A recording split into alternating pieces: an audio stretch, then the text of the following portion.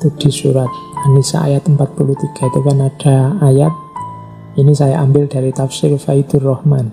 Ya ayyuhalladzina amanu la taqrabus sholata wa antum sukara.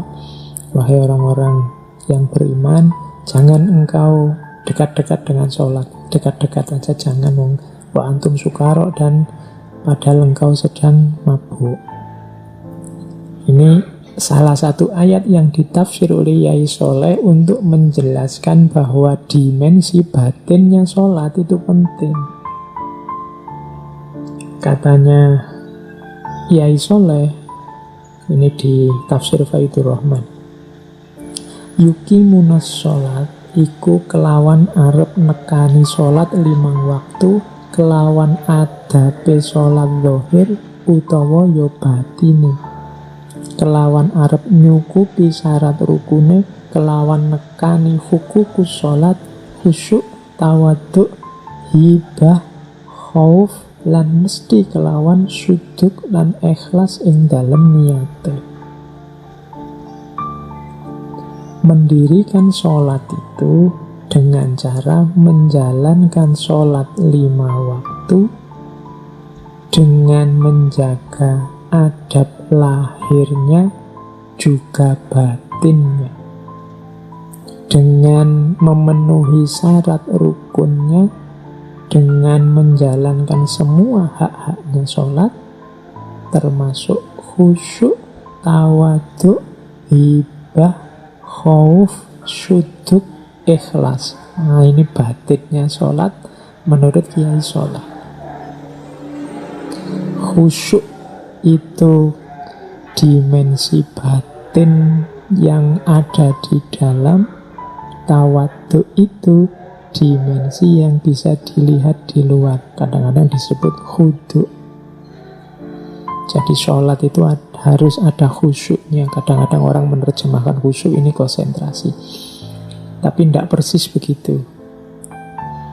Jadi khusyuk itu kesadaran bahwa kita sedang menghadap Allah dan di hadapan Allah, sehingga batin kita dan lahir kita semua tertuju ke sana.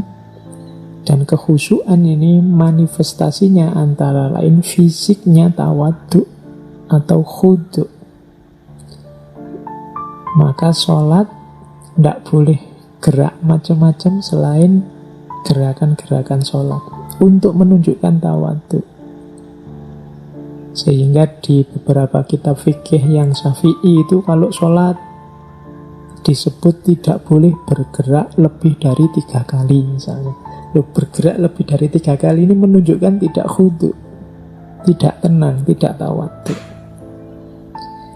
Kalau begitu gerak 1 kali boleh Pak. Iya, gerak apa dulu? Kalau geraknya jijik ya tetap merusak khudunya sholat. Misalnya kamu dalam sholat kamu buka mulut lebar-lebar, wah sekali, tapi jijik kesannya tidak ada sopan-sopannya wong itu di hadapan Allah. Ini namanya tidak khudu. Jadi khusyuk batinnya, khudu fisiknya. Ada juga haibah. Haibah itu wow, merasakan kebesarannya Allah. Makanya kalimat-kalimat pindah gerak dalam sholat itu Allahu Akbar, menunjukkan haibah.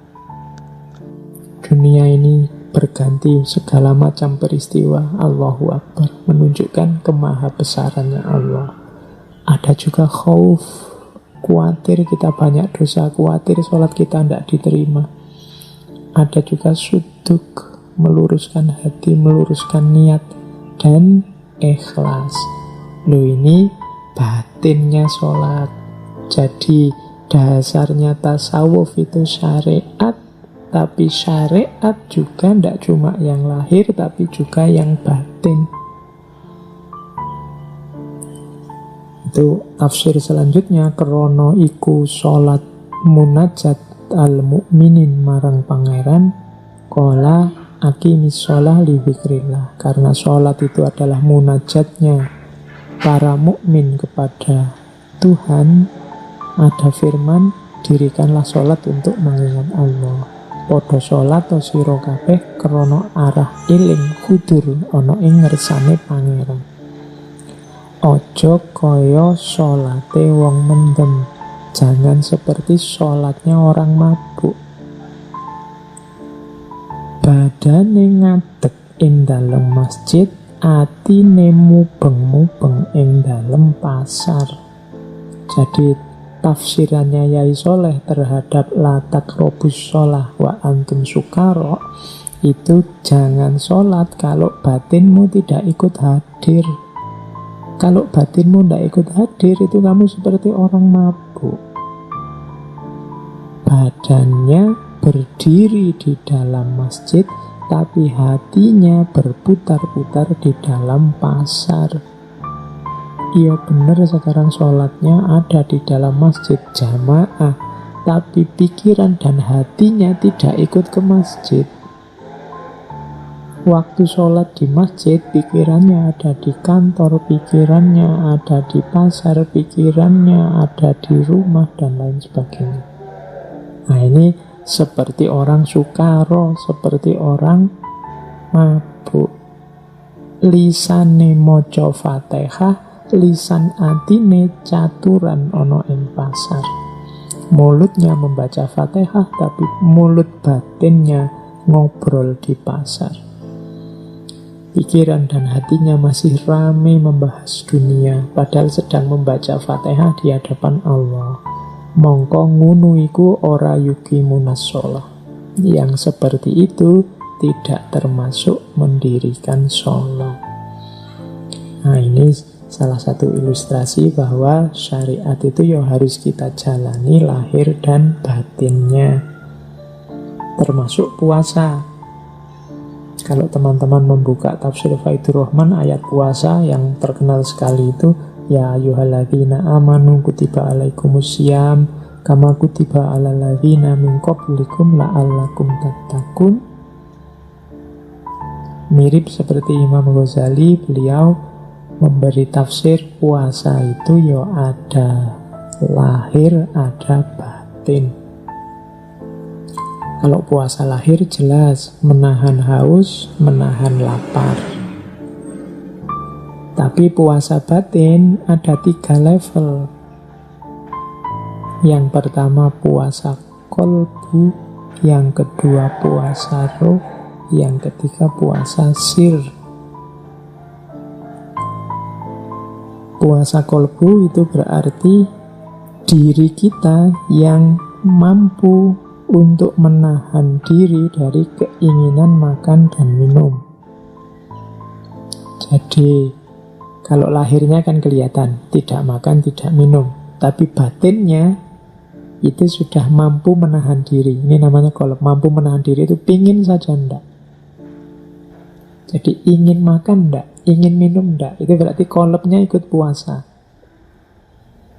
Berarti kebalikannya, sebenarnya sih ingin makan, kalau lihat apa-apa ngiler, tapi tetap bisa saya tahan. Nah, ini masih dapat makna lahirnya puasa.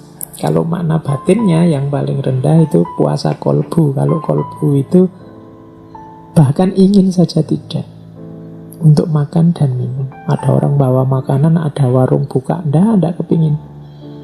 Ada tulisan hormati orang berpuasa atau tidak, enggak kepingin masuk warung. Nah, berarti sukses.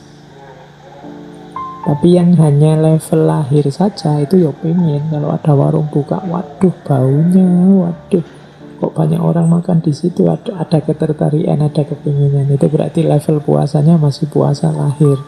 Kalau puasa batin sudah puasa kolbu, ingin saja enggak, dipameri apapun enggak pengen makan dan minum. Lebih tinggi dari itu namanya puasa roh. Puasa roh itu bahkan yang bisa ditahan tidak cuma keinginan makan minum, tapi juga semua keinginan yang sifatnya dosa kecil maupun besar tidak muncul sudah. Nah itu puasa roh. Kan ada kan yang puasa, ya tidak pengen makan minum, tapi keinginan-keinginan yang tidak penting, yang dosa masih susah ditahan. Ya benar sih puasa, tapi dari pagi sampai maghrib nonton TV terus, main HP terus, yang tidak ada pentingnya, nonton gambar-gambar kadang-kadang. Nah itu berarti apa? Tidak bisa menahan diri dari maksiat rohani. puasanya sah, levelnya sudah bagus batin karena tidak ingin makan minum, tapi belum nyampe level 2 puasa roh, menahan diri dari maksiat rohani. Jadi masih suka dosa-dosa kecil, masih suka melakukan maksiat-maksiat, itu berarti levelnya masih belum puasa roh. Masih sombong, masih riya, nah itu berarti belum puasa roh. Yang paling tinggi puasa sir. Puasa sir itu bahkan tidak cuma menahan diri dari maksiat, tapi mampu fokus. Hanya Allah saja yang dia perhatikan, yang dia lihat.